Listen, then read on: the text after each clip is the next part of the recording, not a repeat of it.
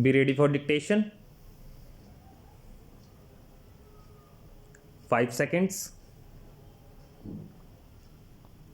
Start. About the Navy, I would say very briefly. Stop. The Navy has been a neglected child in our defense plan ever since independence. Stop. Of course, there has been a certain advance. Stop. I still feel that the allocation made for the Navy is too small, and just as I have said that there should be two armies, I would like to say that there should be two navies also, one on the western coast and one on the eastern coast, because the danger from both these areas is very great. Stop. India will have to depend in the time of crisis for all our supplies on these sea lines, which ought to be protected. Stop. Then, sir, about the Air Force, I would say that the keyword in all our strategy seems to be defense. Stop. If somebody attacks us, then we react to that. Stop. At least so far as the Air Force is concerned, I would say we must have an Air Force which should be able to command the skies. Stop. If the enemy is likely to attack, we must be able to invade the enemy airspace, and it should be possible for us to destroy their bases and equipment and whatever is it. Stop. The third point is about the question of research and development. Stop. My honorable friend mentioned that we are not spending enough money on research and development organization. Stop.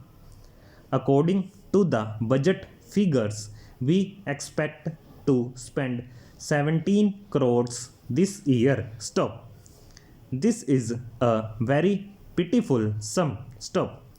I would rather say, in regard to defense and in regard to research and development, that as long as we do not spend much money on research and development, we will be more and more dependent on foreign imported ammunition and materials, and we want that to cease. Stop.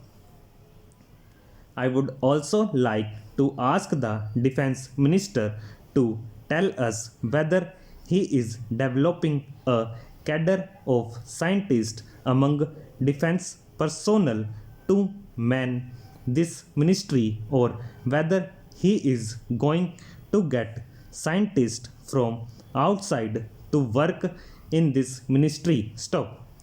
It is possible for him to take up young men who show a scientific bent of mind, who are in the armed forces, and induct them into this research and development organization so that they may have practical experience to back them up in regard to academic work in connection with research and development. Stop.